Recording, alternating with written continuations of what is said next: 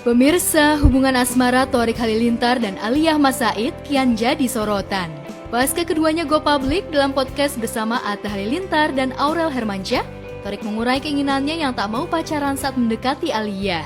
Thorik tak mau lagi terjebak dalam hubungan asmara yang hanya sekedar menjaga jodoh orang sehingga ingin menikah saja.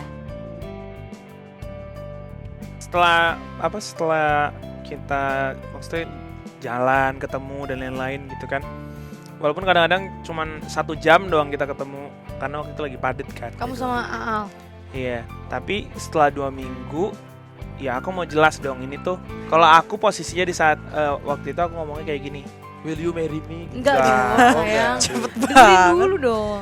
Aku bilangnya, aku kalau mau mulai suatu hubungan sekarang udah males kalau pacaran yang nggak tahu ujungnya kemana. Mana? Gitu. Terus Akhirnya, ya ujung-ujungnya cuma nyimpen jodoh orang, jadi ngapain gitu kan. oh itu dibilang dari awal. Iya, kalau aku maunya kita perkenalan. Kalau misalnya kamu cocok atau aku cocok, kita lanjut terus gitu. Kemana tuh lanjutnya? Langsung nikah gitu aku bilang. Tapi kalau misalnya nggak cocok ya udah kita berhenti. Nah jadi sekarang nih sepanjang jalan nih udah ngerasa cocok apa belum? Insya Allah berkah. Berkahnya Ramadan. Berkah Ramadan. Jumat itu kan berkah. Rupanya niat Thorik saat itu pun disambut positif oleh Aliyah, meski sebelumnya Aliyah mengurai Thorik cukup gerak cepat di proses pendekatan keduanya. Tertariknya tuh apa ya? Kan dia humoris gak sih? Sumpah ngakak banget aja orangnya. Tapi dia tuh berani banget. Jadi hari ini chat nih. Beber 2 minggu kemudian, 2 minggu pas dia langsung ngajak ngobrol kayak ya itu yang kita dia bilang mau pengenalan, kalau cocok maunya langsung jalan serius. Pokoknya adalah dia ngomong panjang. Itu orang baru 2 minggu chat agak bingung, malah aku bercandain gitu loh awalnya. Tapi ya pas ngerasa kayak oh ya boleh juga nih dicoba. Maksudnya apa sih tiba-tiba baru dua minggu terus aku mau serius gitu langsung kayak Enggak. Jadi ngajak ngomong kayak maunya satu visi misinya nih sama nih ke depannya. Kedepannya sama gak nih? Daripada Kayak aku buang-buang sama kamu waktu. dulu. Gitu. Kita mau pacaran doang, mau temenan doang, atau mau ke jenjang yang lebih serius kan dulu kita gitu. Tapi karena dia caring sih makanya bisa kayak oke suka nih. Maksudnya dari awal kita juga udah bilang satu sama lain ya, hubungan kita aja gitu. Gak usah ada. Karena mereka kita harus jadi cepet-cepet gitu. Karena mereka kita harus putus atau kita harus nikah gitu. Kita nggak mau karena orang gitu. Dalam kesempatan itu, Thorik juga sempat mengurai betapa berartinya kehadiran Aliyah saat ini di sisinya. Aliyah sosok kekasih yang perhatian dan selalu beri dukungan. Rasanya tuh enak nyaman kalau ketika kita tahu kita tuh punya rumah yang siap untuk menjadi kenyamanan kita gitu. Soalnya pas kita PDKT dia tuh bilang kalau orang kata aku tuh care banget sama dia. Kayak siapa tuh? Kayak aku kan. Kamu banyak sih Kak Oci. Banyak yang ketemu aku pasti bilang gitu. Iya, Thorik cerita deket pas deket sama kamu dia care. Iya, care. Bicara pernikahan, Thorik sendiri mengaku menargetkan bakal menikah sebelum berusia 27 tahun. Adapun saat ini, Thorik berusia 25 tahun, jadi ada kemungkinan Thorik akan menikahi Aliyah di tahun ini atau tahun depan. Di luar hal tersebut, pasangan kekasih ini sudah mulai membicarakan terkait konsep pernikahan impian. Dibocorkan Aliyah, Thorik sempat mengusulkan ide pre-wedding dengan tema Mobile Legend. Dia pernah ngasih lihat gambar orang pre-wedding Mobile Legend, mau marah nggak? Gue sih bener-bener mau marah ya. Enggak, aku kayak itu lucu.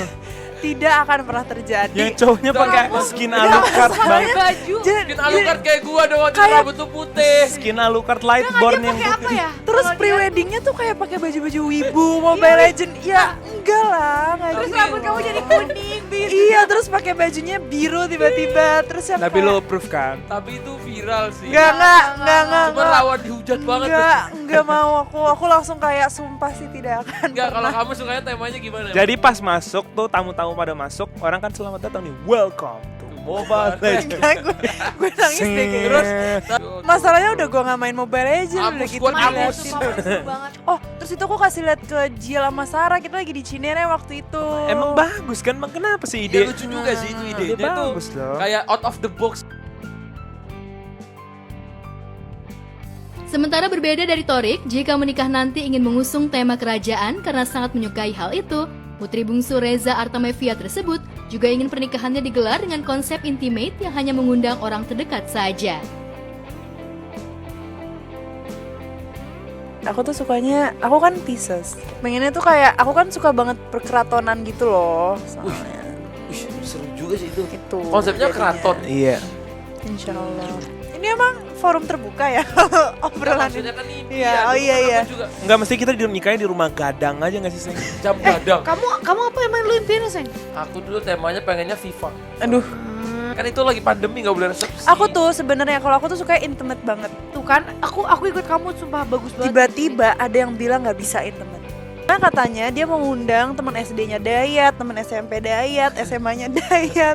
Yang gue juga Dayat nggak gue kenal. Tapi aku tuh kemarin bilang nikahnya di Masjid Pondok Indah, kayak Umi Abi ya nggak? Dia bilang Kan? gitu. Terus nikah massal. Nah. Kan kayak Umi Abi nikah massal. Iya juga sih.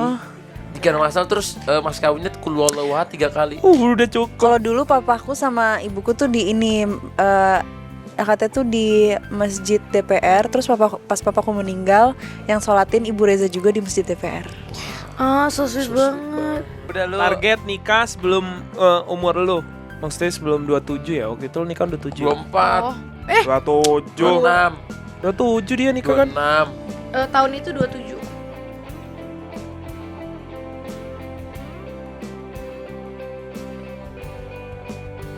Sementara Thorik disibukkan dengan rencana pernikahan, sang kakak Atta Halilintar justru sibuk mengejar pendidikan. Diketahui suami Aurel Hermansyah tersebut saat ini memang tengah mengejar ketertinggalan dan mengikuti program Kejar Paket C. Atta yang ditemui tim Gospot rupanya baru saja menjalani ujian Paket C. Lantas bagaimana cerita Atta usai menjalani ujian? Alhamdulillah. Ya senormalnya ujian 40 per ujian.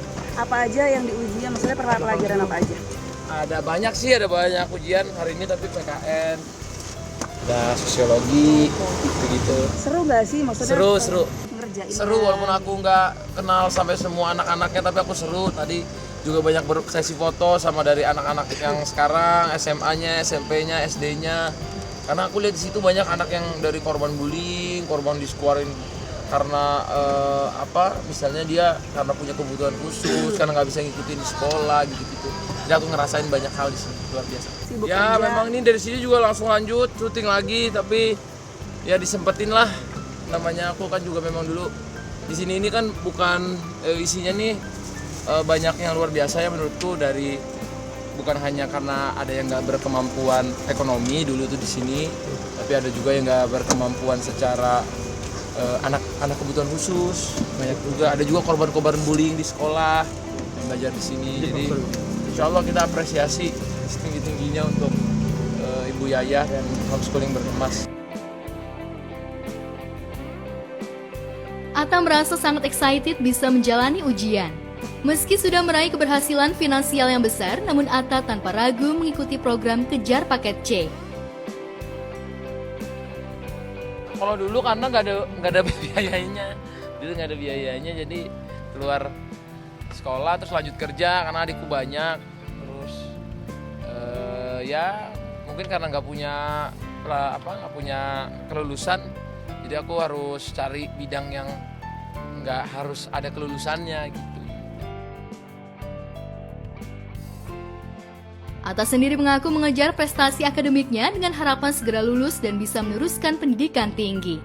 Lantas apa jurusan yang akan Atta ambil jika akan lanjut ke jenjang pendidikan tinggi?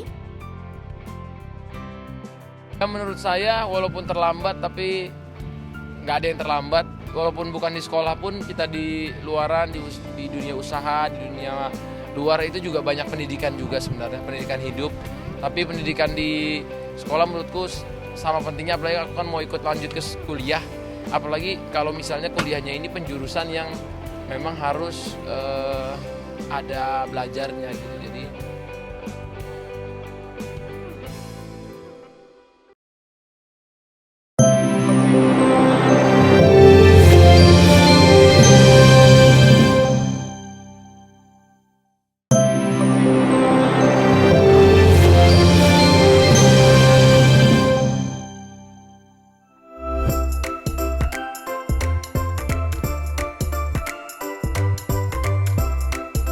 Pemirsa, jika biasanya sebagian masjid di Indonesia tak ramah anak, lantaran merasa kehadiran anak bisa mengganggu kekhusyuan jamaah, namun hal berbeda justru dirasakan di Turki. Ya, dalam sebuah video yang beredar di jagat maya, terlihat seorang imam masjid di Turki justru tengah asyik mengajak anak-anak bermain bersama di dalam masjid usai sholat tarawih.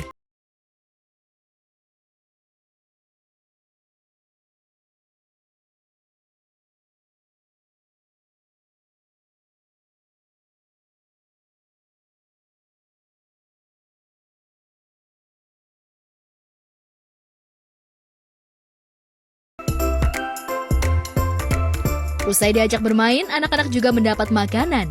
Anak-anak ini pun terlihat senang dan gembira saat bermain bersama imam masjid.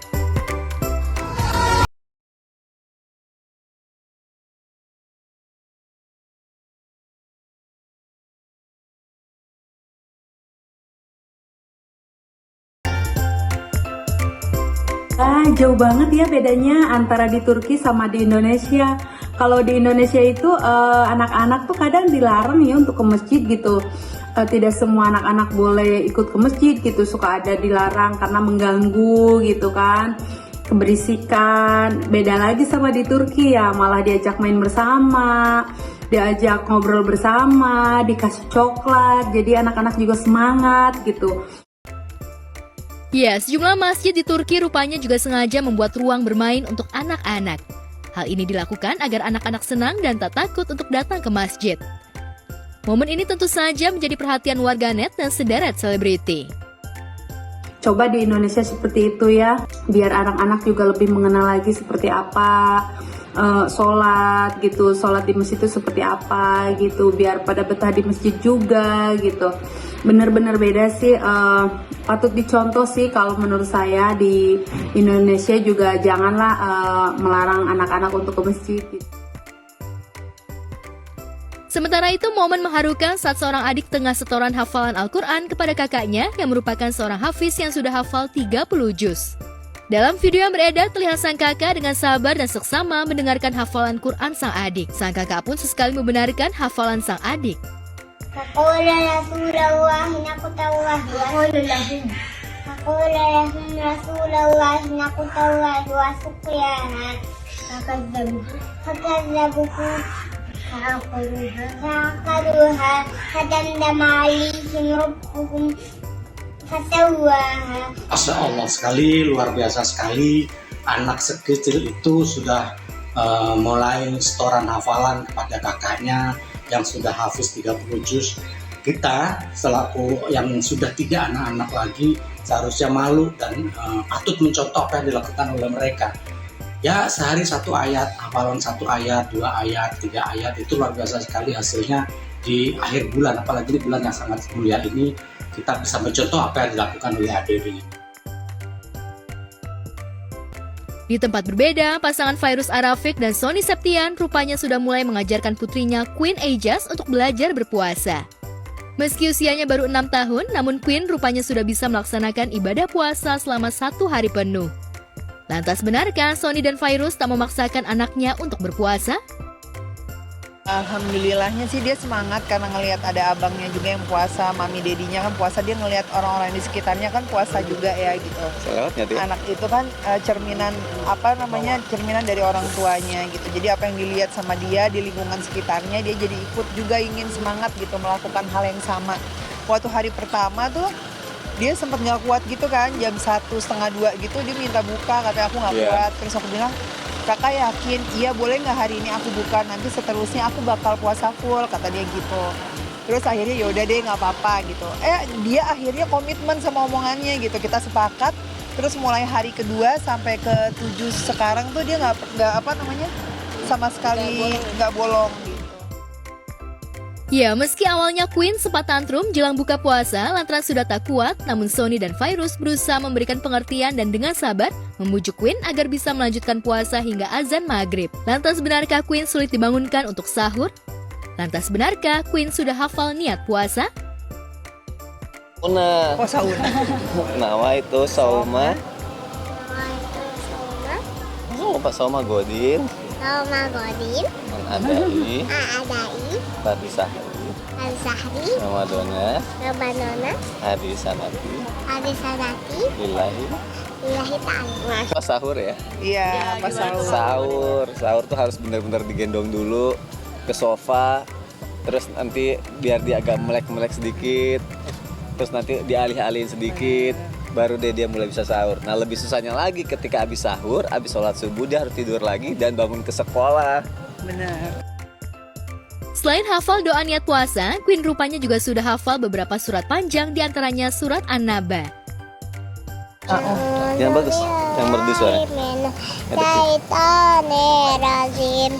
Bismillahirrahmanirrahim. Amma yatasaalun anil naba'il azim allazi hum fihi mukhtalifun.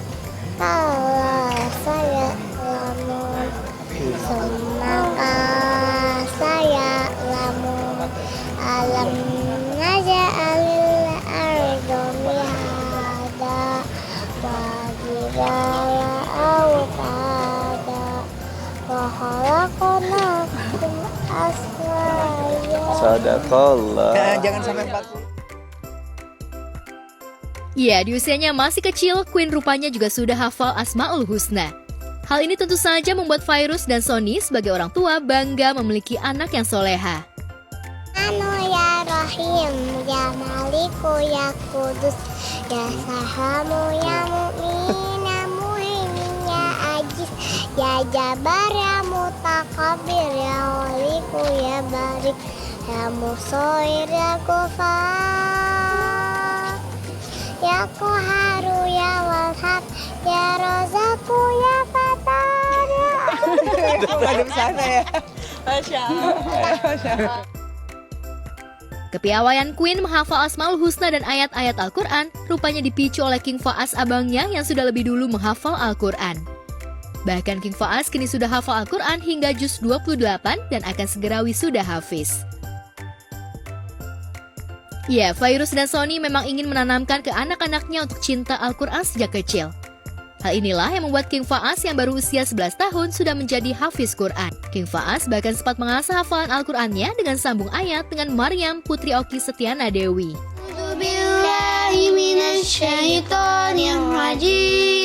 Bismillahirrahmanirrahim.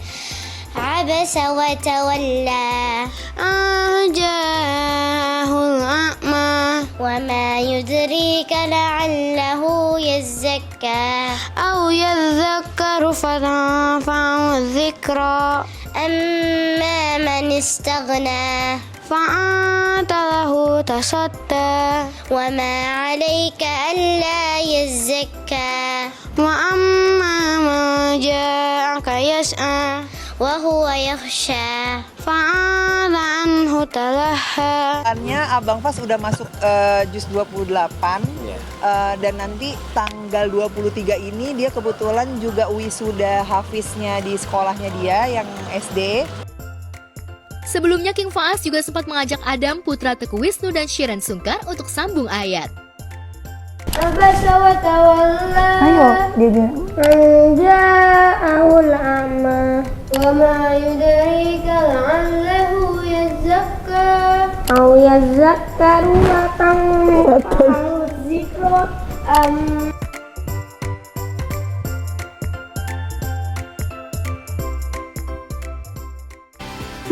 Adem ya, dengar lantunan ayat suci dari suara anak-anak King Faas, Adam, dan Maryam. Memang juara banget untuk sambung ayat.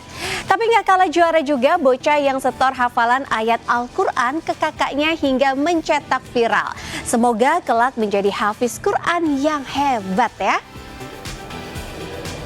Oke, coming up next, chemistry dan totalitas Christiana, Laura Moane, dan sederet bintang cinta berakhir bahagia. Benarkah demi perannya mereka rela terluka beneran? Simak sesaat lagi, tetap di Go Spot.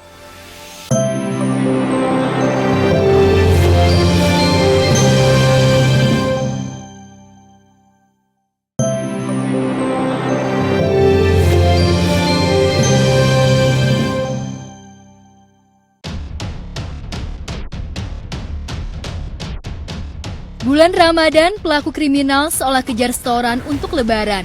Salah satu aksi perampasan yang mencetak viral di minggu pertama Ramadan adalah aksi perampasan handphone yang terjadi di kawasan Monas yang menimpa seorang ibu rumah tangga. Alih-alih tancap gas dengan motornya pasca merampas handphone, motor pelaku terpeleset di tikungan bundaran Taman hingga pengunjung Monas yang melihat aksi perampokan itu kompak mengejar pelaku yang sempat kabur meninggalkan motornya di tengah jalan. Beruntung saat tertangkap di taman, pihak keamanan segera merelai aksi main hakim sendiri.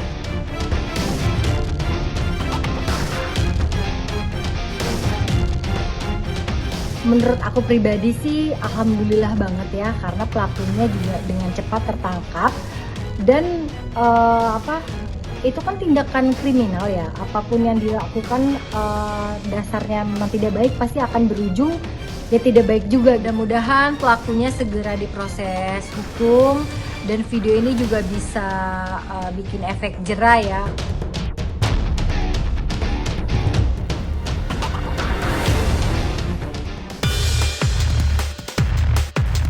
Aksi pencurian dengan kekerasan di Sumatera Utara juga mencetak viral. Kali ini komplotan pemuda dengan membawa sajam menyatroni kios sembako di Beringan Tembung Pasar 7 Deli Serdang, Sumatera Utara. Dalam video berdurasi 21 detik yang diunggah akun Sumutri, nampak 3 pelaku menggunakan sweater kupluk dan masker berusaha menyerang penjaga toko dengan sajam. Siapa sangka penjaga toko yang cerdik berlari ke sana-sini di antara tumpukan kardus. Karena terdesak, penjaga toko itu pun ke dalam untuk mengambil sajam. Sempat terjadi saling gertak dan lempar-lemparan benda yang ada di meja kasir, namun akhirnya 3 perampok itu kabur tanpa membawa hasil.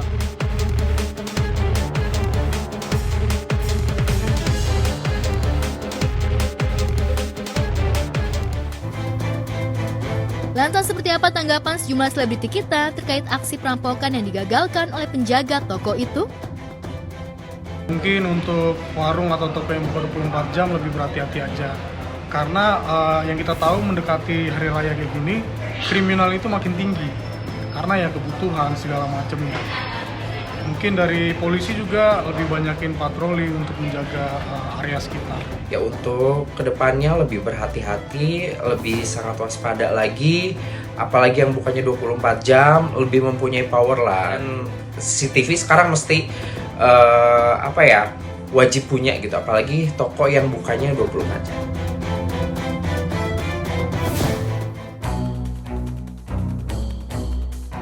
Hampir 2 bulan kepergian Raden Andante Khalif Pramudityo, anak pesinetron Tamara Tiasmara dan DJ Angger Dimas, pihak kepolisian masih terus mendatangkan para ahli untuk membantu penyidikan kasus tersebut hingga P21. Baru-baru ini keterangan saksi ahli yaitu ahli poligraf berhasil mendeteksi 2 kebohongan yang diduga dilakukan oleh Yuda Arfandi, tersangka pembunuh Dante. 2 kebohongan itu terkait penelusuran CCTV di kolam renang dan kekerasan fisik yang dilakukannya terhadap Tamara, ibunda Dante. Ada 2 kebohongan yang didapat berdasarkan hasil pemeriksaan ahli poligraf tentang browsing CCTV kolam renang. Hasil pemeriksaan ahli poligraf menyatakan bahwa jawaban dari pertanyaan-pertanyaan yang disampaikan oleh ahli poligraf itu menunjukkan bahwa subjek yang diperiksa atau tersangka itu berbohong. Kemudian hal yang kedua yang ditemukan berbohong adalah tentang pertanyaan terkait kekerasan fisik terhadap saudari Tamara. Dari pertanyaan yang disampaikan oleh ahli itu menunjukkan bahwa tersangka berbohong.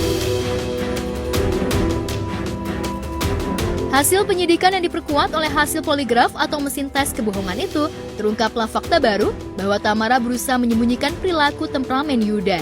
Selama penyidikan dan wawancara di depan awak media, Tamara menyebut sikap bahwa sebelum kematian Dante pada 27 Januari 2024 itu, sikap Yuda terhadap dirinya dan Dante sangatlah baik hingga ia sering menitipkan Dante kepada duda satu anak itu.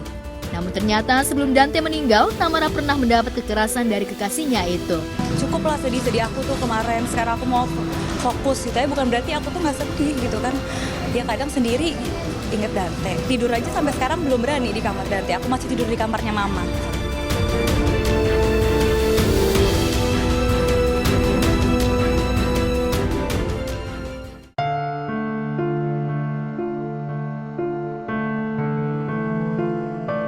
Innalillahi wa inna ilaihi roji'un.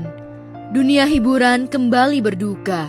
Aktor Dony Kesuma meninggal dunia pada pukul 19.19 waktu Indonesia Barat di sebuah rumah sakit di Bekasi, Jawa Barat akibat penyakit jantung yang dideritanya.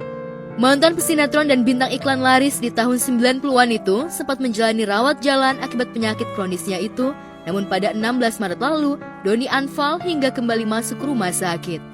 Tim dokter sudah berusaha maksimal namun takdir berkata lain. Dony menghembuskan nafas terakhirnya di usia 55 tahun, meninggalkan 3 anak. 3 anak lu? Ya 3 dong, kan udah 3. Idul, Fajrin, Gazan, Hazel. Justru emang dari dulu yang bikin ngerem supaya tidak berbuat itu mereka. Bertiga ini? Mereka. Pikirin mereka dong, mereka sekarang mau, gue dari pas niatnya menikah, waktu nikah aja begitu punya anak, niatnya pokoknya gue harus bisa membimbing anak-anak ini menjadi orang-orang yang bisa hidup sendiri. Paling bisa nggak harus sukses banget ya, paling nggak dia bisa menghadapi dunia yang penuh kekejaman ini. Ya udah itu aja.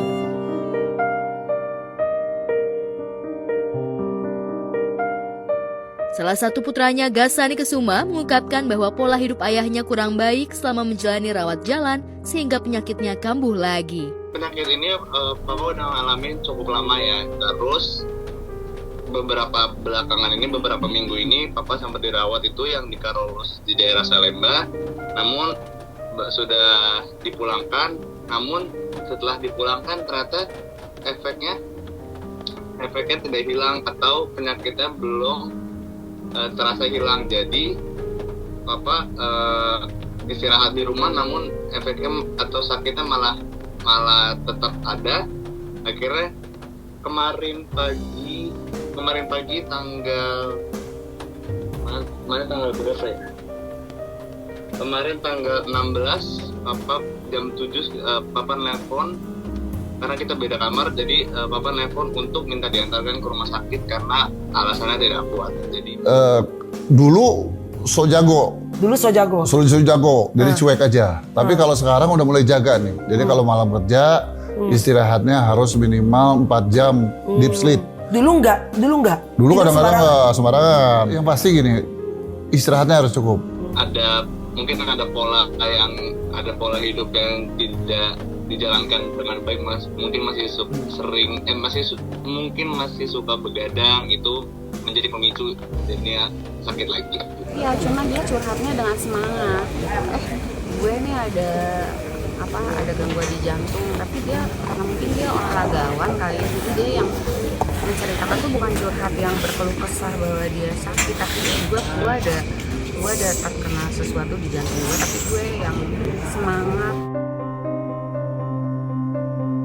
Selain pernah bersinar di dunia sinetron dan iklan, Dony juga tercatat sebagai mantan atlet softball yang pernah mengharumkan nama Indonesia di kancah SEA Games 1997. Prestasi itulah yang membuat Dony sering didapuk memintangi suplemen dan minuman kebugaran lainnya. Namun siapa sangka Dony tak bisa mempertahankan kebugarannya hingga usia senja. Di usia produktif, Dony sudah mengidap penyakit jantung. Sekian tahun bertahan, namun jejak hidup Dony berakhir di hari ke-7 Ramadan. Selamat jalan Dony Kesuma.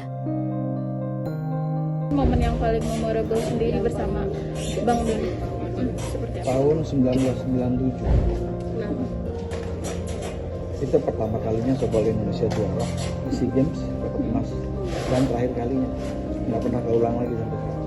Emang orangnya sekolah raga kan, olahraga banget. Terus adegannya waktu itu juga slow action, saya juga dulu seru, senang ngeliat dia adegan action masih bisa bikin balik gitu. Terus cerita soal waktu dia ke gunung apa tuh yang di Jogja yang terus Merapi, Gunung Merapi, dia bareng sama Pak Marijan segala macam, seru banget sih. Semoga keluarga yang ditinggalkan diberikan kekuatan, ketabahan. Semoga dia dapat tempat yang baik. Sangat berduka ya keluarga. Mudah-mudahan dikuatkan dan beliau diterima di sisi